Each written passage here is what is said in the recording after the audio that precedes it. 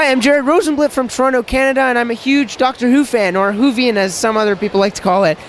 Interesting. I hope. Anyway, this is the Doctor Who, or I should say the TARDIS, not Doctor Who's TARDIS, but it's the from Series 9, the latest series that was released, I think, this year, and it was a one-year project, and it started. It's a funny story how it started. I know somebody, I'm sure many people know him. His name is Thornston. Goes by the name of Zeno Murphy online. And he's a really cool guy, and he built a TARDIS a few years ago, and it really inspired me to build my own. So this year, once they released promo images and I watched Doctor Who Series 9, I just thought, you know what, I have to build a TARDIS. And so it just kind of came together. And yeah.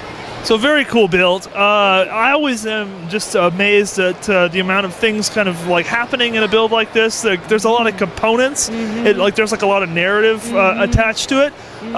Where do you start when you sit down to tackle something like this? Do you sort of write out what you're gonna try and incorporate, or just sort of go for it?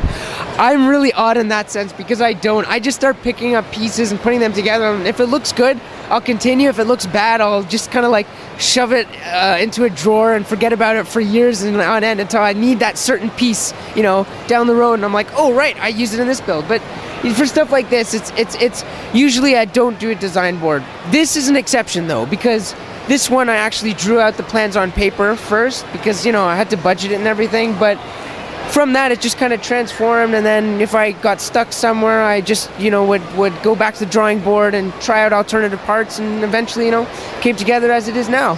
Very cool. Now, if you were to sit down and work on a project like this again, a similar build, what would you do differently? Again? Would there not be an again?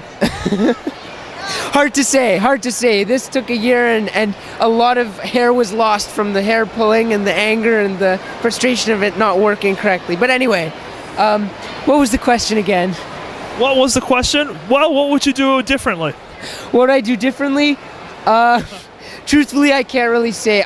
This is actually, usually I'm not happy when I'm finished a build because there's always one part that I find where I just don't like what happened and I wish I could have done it differently.